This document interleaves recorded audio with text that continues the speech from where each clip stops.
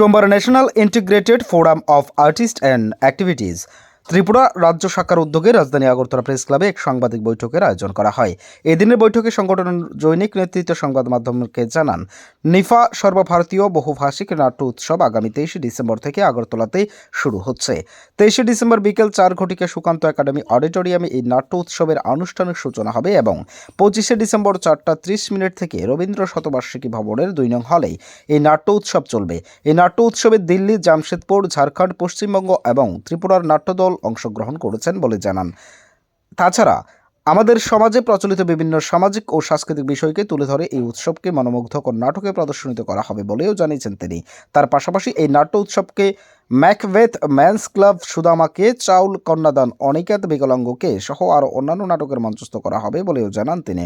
নাটকগুলো সবার জন্য উন্মুক্ত। এদিনের সাংবাদিক বৈঠকে উপস্থিত ছিলেন নিফা সর্বভারতীয় সভাপতি অনিমেষ দেবরায়, রাজ্য সভাপতি বিভূতি দেববর্মা সহ সভাপতি সঞ্জয় সেন, বাপন সাহা, দীপক কুমার সিনহা প্রমুখ।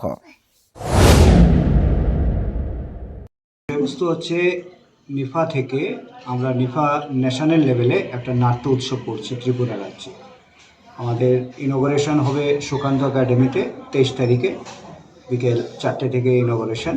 তারপর আমাদের সেই দিন 4টে নাটক মঞ্চস্থ হবে এবং প্রথম দিনের প্রথম নাটক আমাদের ত্রিপুরা রাজ্যের একটি বাংলা নাটক থাকবে। তারপরে আমাদের বিভিন্ন রাজ্য থেকে যে নাট্য দলগুলো আসছে সেখানে বহু ভাষাভাষী, যেমন অনেকগুলো হিন্দি নাটক থাকবে, দিল্লি থেকে আসবে, জামশেদপুর থেকে আসবে এবং বিভিন্ন রাজ্যের টিমগুলো এখানে আসবে। আমাদের মূল উদ্দেশ্য হচ্ছে ত্রিপুরাতে নাটক হয়, বাংলা নাটক নিজেরা করেন, নিজেদের উৎসব হয়। কদিন আগেও একটা উৎসব হয়ে গেছে। আমার জন্মস্থান যেহেতু ত্রিপুরা ছিল, খুব ছোট্টবেলাটা কেটেছিল, ত্রিপুরা আমাকে খুব টানে। আমি নিফাতে যখন ন্যাশনাল প্রেসিডেন্ট হই, সারা ভারতবর্ষে জোরে কাজ শুরু করি, তখন আমার প্রথম টার্গেটই ছিল যে আমি আমার ত্রিপুরার নিজের জন্মভূমিতে বিভিন্ন ভাষাভাষীর নাটকগুলোকে নিয়ে আসবো। এই নিয়েই আমাদের নাট্য উৎসব।